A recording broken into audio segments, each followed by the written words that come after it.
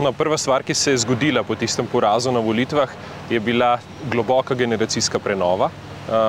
Jaz sem prevzel stranko meseca julija in v bistvu, tako kot rečeno, začel z notranjo prenovo stranke.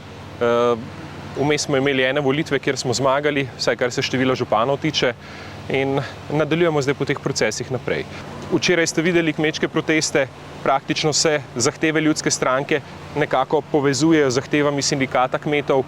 To, da grejo protestirati kmetje, je tisti zadnji signal, da je nekaj v tej državi hudo narobe, ker vemo, da kmet ukloni glavo, dolgo časa drži glavo sklonjeno, ampak takrat, ko jo pa dvigne, pa veš, da je stvar zelo resna.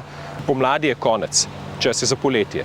In to ne pomeni nič drugega, kot to, da se med sabo poveže mlada generacija, ki ve, ki obvlada, kako se stvari dogajajo, ki ima tudi po eni strani izkušnje v politiki in gre izključno v to, kar je naloga politike. To se pravi reševanje problemov in delanje pogojev za ljudi, da se bodo lahko razvijali.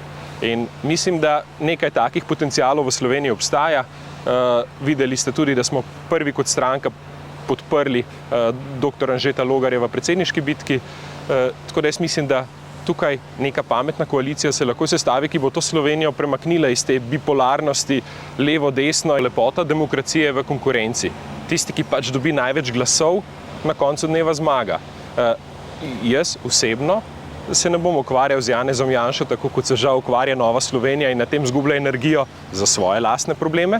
Mi bomo delali na ljudski stranki in iskali pot, kako je lahko ljudska stranka tudi del neke zmagovite zgodbe v državi.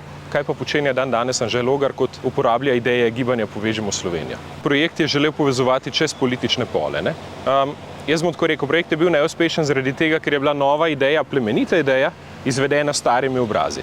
Te stari obrazi niso znašli dovolj politične modrosti, da bi se v določenem trenutku umaknili. Cilj je to, da ljudsko stranko vrnemo nazaj tja, kjer je nekoč že bila. To se pravi ne samo v parlament, ampak leta 2000 smo imeli 29 poslancev in to je cilj, to je bazen, ki ga lahko nagovarjamo.